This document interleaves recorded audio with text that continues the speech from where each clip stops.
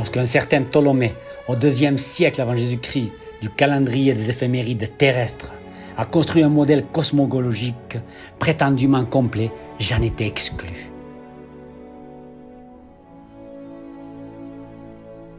Son modèle comprenait 5 planètes. Mercure, Vénus, Mars, Jupiter et Saturne. Et il plaçait au centre, de façon arrogante et ridicule, la Terre, dont personne ne connaissait l'existence. En 1514, un peintre polonais, plus modeste, a reconnu que la Terre était insignifiante, l'a déplacée du centre et a osé reconnaître qu'elle tournait autour du Soleil.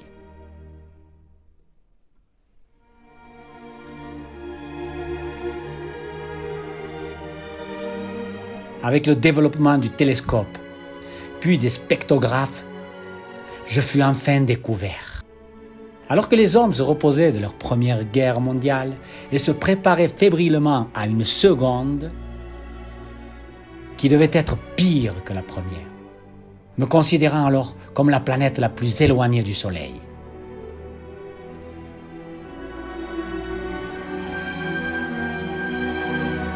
À ma grande surprise, un congrès mondial d'astronomes a décidé, en 2006, seulement 76 ans après ma découverte, c'est-à-dire aussi longtemps que la vie d'un misérable être humain, qui s'était trompé, et que je n'étais pas une planète, mais une simple et vulgaire planète naine. Dans la catégorie de Cérès, Charon et Xéna.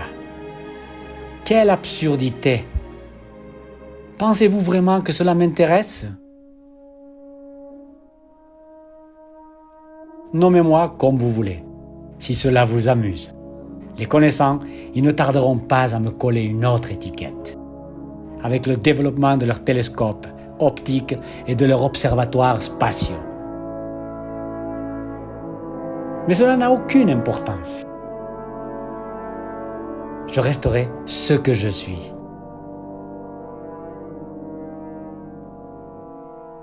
Indépendamment de leur classification abrutissante, je me suis formé il y a 4,5 milliards d'années. En même temps que le Soleil et votre planète Terre. Mon diamètre sera encore 6 fois plus petit que celui de la Terre et environ la moitié de la taille du Mercure. Je ne suis donc pas si petit que ça non plus.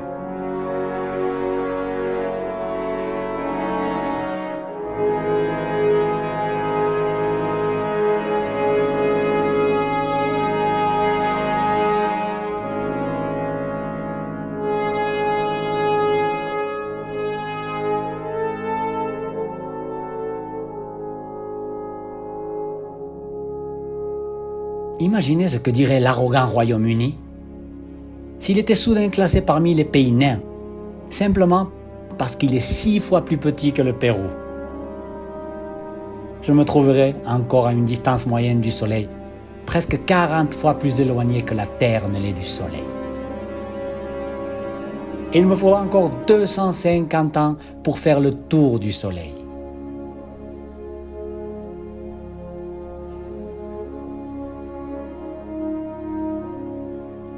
Et si un jour, dans quelques milliards d'années, je disparais, ce ne sera pas à cause de la main destructrice de l'homme, quel que soit son acharnement à détruire le monde auquel il appartient, mais à cause de l'évolution du Soleil, dont je reconnais humblement l'absolue dépendance.